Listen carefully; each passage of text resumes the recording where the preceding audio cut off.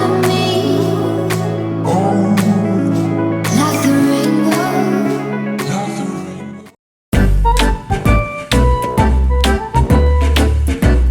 एक मर्तबा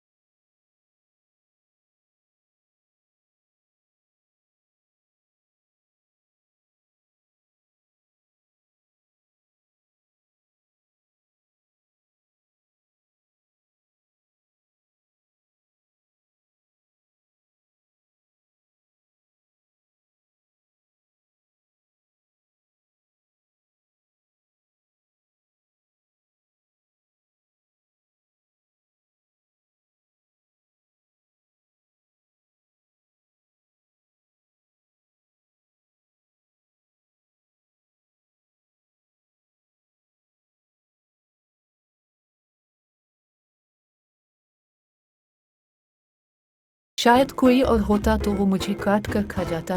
अगर मैं जिंदगी में तुम्हारी किसी काम आ सकूं तो मुझे याद कर लेना, मैं तुम्हारी मदद करूंगी। ये कहकर वो उड़ गई। एक दिन इसी मुल्क का बादशाह शिकार पर निकला। वो सारा दिन शिकार की तलाश में रहा कि वो जंगल में होता हुआ मल्लाह के मकान के करीब आ गया। जब इसके सिपाहियों ने इस नायाब तोते के बारे में बताया तो वो हैरान रह गया और इसे देखना चाहा।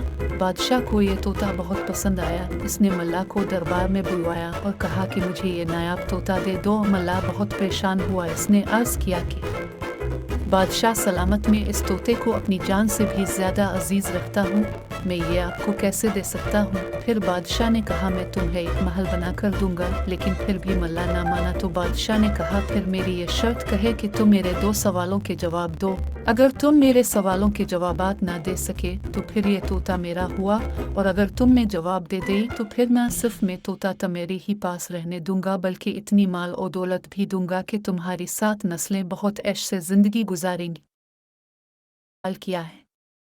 बादशाह ने कहा मेरा पहला सवाल यह है कि वो कौन सी चीज़ है जो एक दूसरे के पीछे लगी हुई है।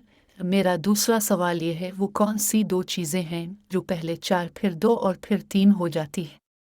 बादशाह ने इसे 1 हफ्ते का वक्त दिया। मिला बादशाह के ये सवालात सुनकर घर आ गया और परेशान रहने लगा। हर वक्त वो इन्हीं 2 सवालों के बारे में सोचता रहता। इसकी रातों की नींदें भी उड़ गई, लेकिन इसे इन सवालात के जवाबात ना मिले। बिलाखिर तोता भी अपनी मालिक को परेशान देखता रहता। एक दिन उसने पूछा आखिर क्या माजरा है, मुझे बताएं, मैं आपकी परेशानी का हल बताऊं। मल्लाह ने इसको अपनी परेशानी बता ही दी और कहा कि कल आखिरी दिन है और अगर कल